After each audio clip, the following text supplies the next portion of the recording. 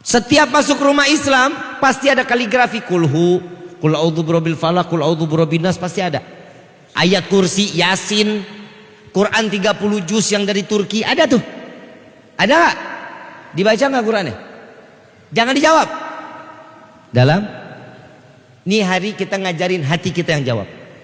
Biar hati kita juga punya suara. Kita ini zalim apa enggak terhadap diri kita nih? Kita lebih banyak membuka WhatsApp dibanding kita membuka. Betul apa betul?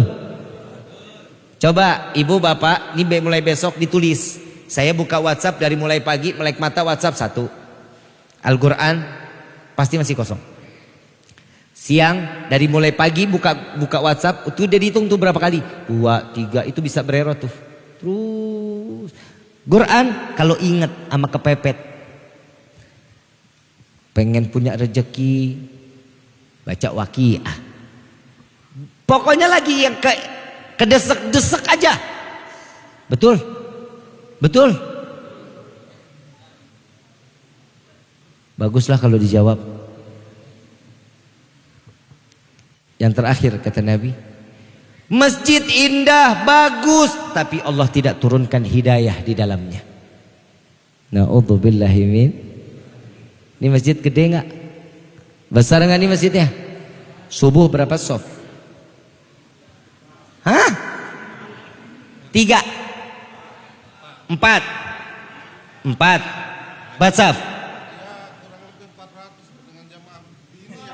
Kalau subuh 400.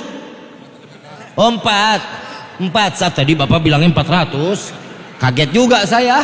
Orang masyarakatnya cuma 250. Sisanya sendal. Maaf, kenapa nih malam kok bisa rame? Kenapa ini malam bisa penuh? Karena hidayah. Coba seandainya besok salat subuhnya begini nih, Allah bangga, Nabi bangga kepada umat Nabi Muhammad SAW. Kemajuan Islam tergantung bagaimana kita salat subuhnya. Wallahi, demi Allah, Nabi yang ngomong, Islam maju, Islam akan makmur, Islam akan berkembang. Bagaimana lihat subuhnya? Mudah-mudahan besok subuh lebih banyak dari ini. Amin ya Rabbal. Yang perempuan di rumah aja. Perempuan jangan keluar salat subuh di masjid, gak usah. Urusin suami, urusin anak. Kalau yang laki, keluarin semua dari rumah. Keluar, salat subuh di luar, keluar. Loh, Imam Syafi'i kan bilang, Bu, oi, Bu, jangan ngomong sama suami ya. Saya kasih tahu nanti ibu yang nyampein sama suami. Ya. Kata Imam Syafi'i, Bu, jika ada laki-laki yang sholat subuhnya di rumah, suruh ganti pakaiannya dengan pakaian wanita. Jangan bilang-bilang dulu ya. Besok kalau suami nggak sholat subuh di masjid, mau berangkat kerja, kasih daster ya, Bu. Anak muda, anak muda, ramein dong masjidnya. Giliran sampai ke pantai apa tadi? Nyampe ke pantai Pink. Kemana lagi tuh yang ke Las Vegas? Senggigi, Trawangan. Nyampe ke sana, masjid samping rumah kita nggak pernah injak. Saya cuma mau minta sama DKM, kalau ada anak muda yang jauh dari masjid, kalau mati jangan disolati di masjid, taruh aja di Senggigi. Biar dimakanin sama ikan-ikanan loh. Anak muda yang DKM siapa? DKM masjid? Ada pengurus masjid. Antum tuh lihat umur berapa Kiai? Antum udah umur berapa? 59.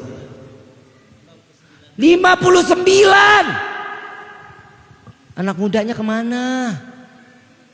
Woi, anak muda kemana? Yang megang kunci masjid siapa? Mana? Antum umur berapa, Pak? La ilaha illallah.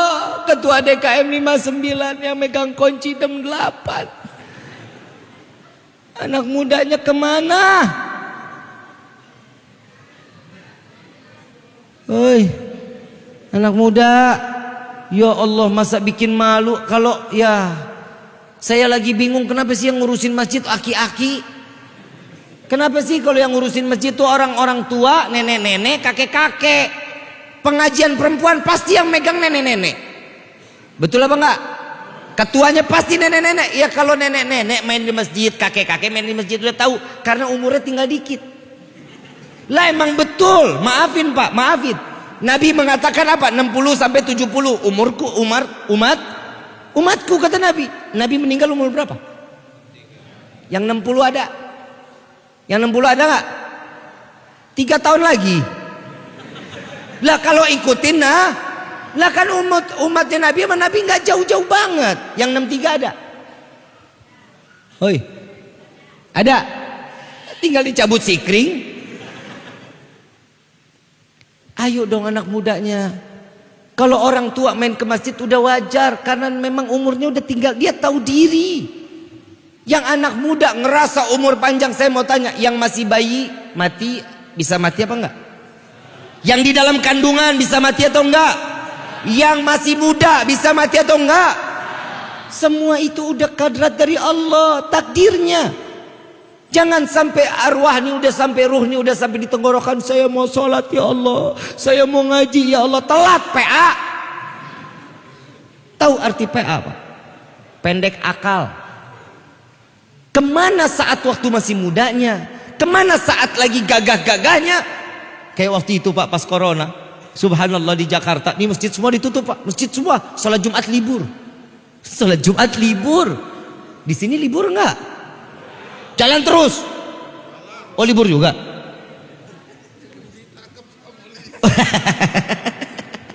Coba kebayang Pak Merbot yang ditangkap sama polisi kalau dibuka bib. Dulu nih waktu corona banyak yang baru preman insaf. Tatonya ular. Panjang banget, nggak punya kepala, ngatunya dibuntungin. Ada yang wah serem-serem deh. Gedor-gedor masjid, buka masjid, giliran saya mau sholat dikunci.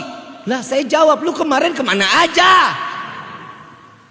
Lu saat masjid dikunci itu ada tanda baik. Kenapa? Karena Nabi mengatakan jika ada suatu wabah, hindari, jangan masuk ke dalamnya, hindari. Nah ini udah paling benar. Nah kemarin lagi sehat-sehatnya nggak ada apa-apa, masjid boro-boro, kenal juga kagak sama merbotnya siapa, DKM siapa. Sekarang begitu pas kemarin corona, DKM siapa, turunin DKM-nya, turunin. So semuanya tuh. Ini yang jadi permasalahan.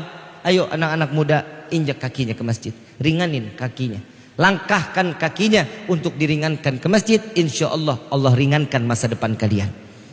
Ya Rabbal Ma'asyul hadirin rahimakumullah. Saya pengen berlama-lama di tempat ini, tapi apa boleh buat, karena kelihatan bapak dan ibu sudah mulai lapar. Dan saya juga lah kan kiai, kan kita kan tamu, betul ya? Tamu kan mesti dilayanin ya. Layanin nggak? Kira-kira ada makan nggak nih? Tapi insya Allah ini hari kita udah makan yang berkah hari ini.